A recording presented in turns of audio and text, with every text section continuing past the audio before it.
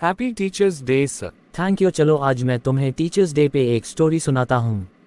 गुरु शिष्य परंपरा भारतीय संस्कृति की एक अमूल्य धरोहर है। इस परंपरा में गुरु और शिष्य के बीच का संबंध अत्यंत महत्वपूर्ण होता है। गुरु शिष्य को न केवल शिक्षा देता है बल्कि उसे जीवन के हर क्षेत्र में सही मार्गदर्शन भी प्रदान करता है। इस संबंध में एक प्रसिद्ध कहानी है जो इस परंपरा की महत्ता को दर्शाती है। पुराने समय की बात है, एक छोटे से गांव में एक विद्वान गुरु रहते थे। वे अपने ज्ञान और सच्ची शिक्षाओं के लिए दूर दूर तक प्रसिद्ध थे। उनके पास कई शिष्य शिक्षा ग्रहण करने आते थे, लेकिन उनमें से एक शिष्य विशेष रूप से प्रतिभाशाली था।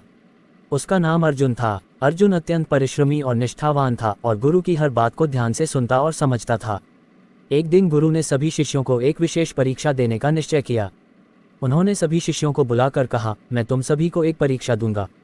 तुम्हें एक ऐसे पेड़ के पास जाकर ध्यान करना है जहां कोई ना हो। सभी शिष्य गुरु की आज्ञा का पालन करते हुए विभिन्न पेड़ों के पास चले गए। वे ध्यान करने लगे, लेकिन अर्जुन को यह विचार आया कि गुरु ने क्यों कहा कि ध्यान एकांत में करना है। उसने इस पर ध्यान देते हुए अपने आसपास के वातावरण को समझा और पाया कि कोई भी पेड़ वास्तव में एकांत में नहीं है। हर पेड़ के पास कुछ न कुछ जीवन था, चाहे वह पक्षी हो, कीट हो या पेड़ की पत्तियां। अर्जुन वापस गुरु के पास गया और कहा, गुरुदेव, मुझे कोई ऐसा स्थान नहीं मिला जहां कोई जीवन न हो। हर जगह कुछ न कुछ जीवन है। गुरु ने मुस्कुराते हुए उत्तर दिया, अर्जुन, यही मैं तुमसे उम्मीद कर रहा था।